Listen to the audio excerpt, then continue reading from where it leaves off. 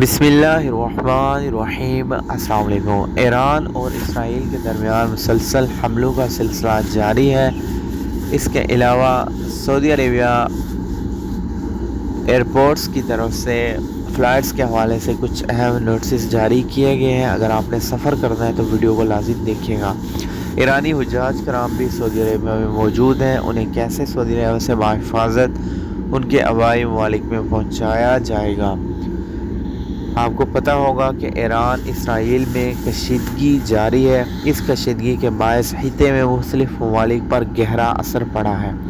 سعودی عربیہ نے اس تنازع پر نیا سٹیٹمنٹ جاری کیا ہے۔ سعودی عربیہ پرنس محمد بن سلمان کا ایرانی پریزیڈنٹ کو فون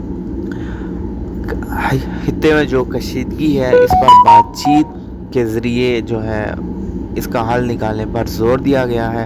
اس کے علاوہ سعودی عربیہ نے جو اسلامی ممالک ہیں ان کا اجلاس بھی طلب کر لیا ہے۔ 17 جون سے 21 جون تک سعودی عربیہ میں تمام اسلامی ممالک کا اجلاس جاری ہوگا۔ ایران اسرائیل کی درمیان جو کشیدگی ہے اس پر بحث ہوگی۔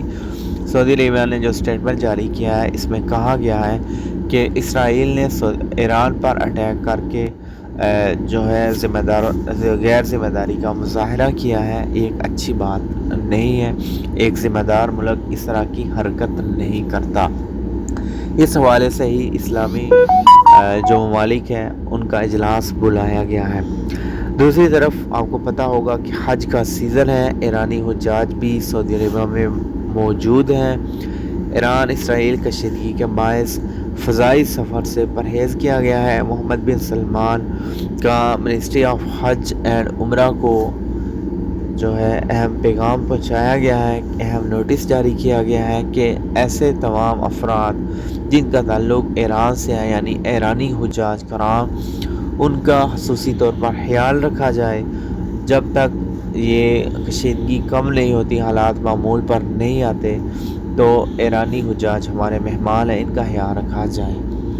اس کے علاوہ سعودی عربیہ مختلف ایئرپورٹس جو انٹرنیشنل ہیں، دمام، ریاض، جدہ، مدینہ المنورہ، ان کی طرف سے اہم نوٹسز جاری کیے گئے ہیں کہ اگر آپ لوگ سفر کرنا چاہتے ہیں، سعودی عربیہ آنا چاہتے ہیں یا سعودی عربیہ سے کسی دوسرے ملک میں سفر کرنا چاہتے ہیں تو ایسی صورت میں آپ نے متعلقہ ایئر لائن، جس ایئر لائن کی آپ کے پاس ٹکٹ ہو، ان سے رابطہ کرنا ہے۔